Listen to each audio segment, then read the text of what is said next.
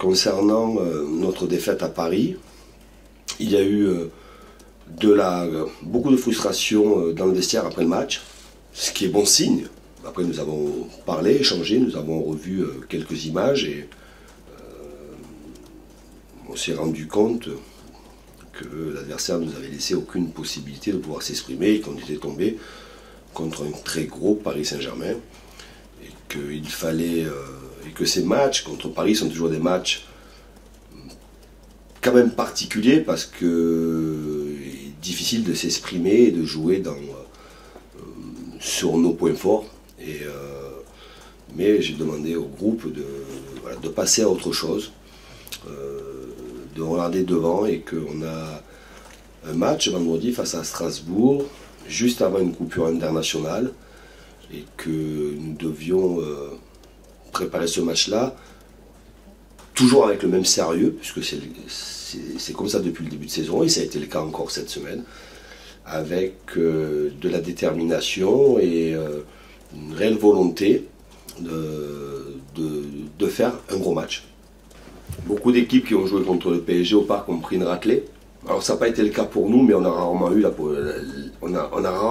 un moment dans le match où on a espéré pouvoir l'emporter. Parce qu'ils ne nous ont rien donné.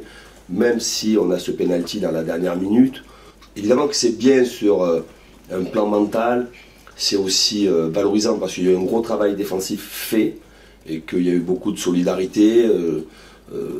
La charnière centrale a été très intéressante face à quand même des adversaires d'un niveau incroyable. Mais je ne dirais pas qu'elle est encourageante, je dis simplement qu'elle n'est pas alarmante, et c'est déjà bien. Et qu'il faut quand même relativiser ce score de 2-1.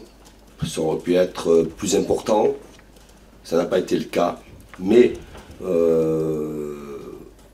on a rarement été en situation de créer une surprise.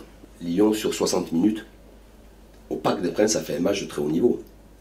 On n'aurait jamais imaginé qu'il y ait autant de buts d'écart à la fin. Nous, ça n'a jamais été le cas. Il y a la réalité toujours de la première partie de la phase aller. Après, il y aura la réalité de la phase retour avec des mercatos pour les uns et pour les autres. Mais on est encore loin d'avoir fini la phase aller. On a, je vous dis, ce match que l'on doit aborder sans aucune pression par rapport au classement. Je vous ai souvent dit qu'il ne faut pas que le classement soit quelque chose qui nous freine. On ne doit pas être omnibulé par ça, on doit être omnibulé par le comment faire, comment jouer, comment s'améliorer, continuer à être ce que l'on est. Et puis on verra bien quand même au soir du dernier match avant la trêve contre Toulouse où on sera situé et la réalité de ce qui se passera au 1er février.